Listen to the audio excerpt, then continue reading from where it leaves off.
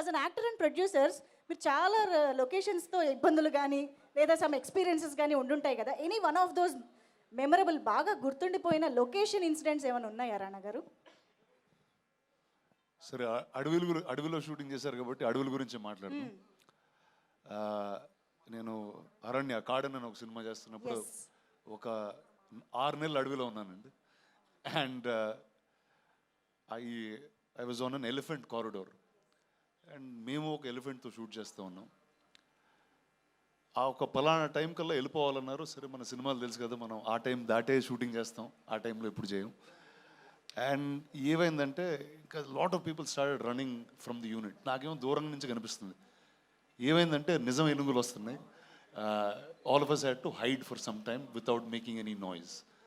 So all of us were there for about 3 hours in the jungle, pitch dark.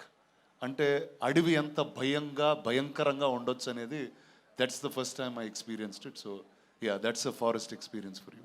Oh, and of course ఎంత good narrator మీరు. నిజంగా మేము అక్కడ ఉండి experience చేసినంత రేంజ్లో చెప్పారు యాక్చువల్లీ. ఎస్. అయితే ఇప్పుడు అంత పిచ్ డార్క్ అడవిలో రాణా గారు ఒక వారం రోజులు చిక్కుకుపోయారు, బయటికి రాలేకపోయారు. ఆ టైంలో రాణా గారు తనతో పాటు ఎవరు ఉండాలని కోరుకుంటారు? మీగా గారు కాకుండా ముందే చెప్పేస్తున్నా. ఇప్పుడు వెళ్ళేది అడవి అయితే ఒకడనే ఉంటే బెటర్ కదండి. ఏళ్ళని పట్టుకుని ఎందుకు వెళ్ళడం? రాణా గారు ఒక్కళ్ళే అంటున్నారా? ఇంత గ్యాంగ్ మొత్తం అసలు వెళ్దామని ఊరికి ఉండి అడవికి వెళ్ళేదే ఈ గ్యాంగ్ వదిలేసి వెళ్దామని. మళ్ళీ అక్కడ కూడా వీళ్ళు వస్తే మళ్ళీ కష్టం. రాణా గారి గ్యాంగ్ నోట్ దిస్ పాయింట్, వదిలేసి వెళ్ళాలనుకుంటున్నారు. ఓకే. సో ఇందాక మన జాస్మిన్ సైన్ లాంగ్వేజ్తో చెప్పింది ఓకే, చాలా వరకు మీకు అర్థమైంది. కానీ అసలు ఏ లాంగ్వేజ్తో పని లేకుండా మీకు వాళ్ళ ఫీలింగ్స్, అవతల వాళ్ళ ఫీలింగ్స్ అర్థమవుతాయి అనే పర్సన్ ఎవరు? Without any language.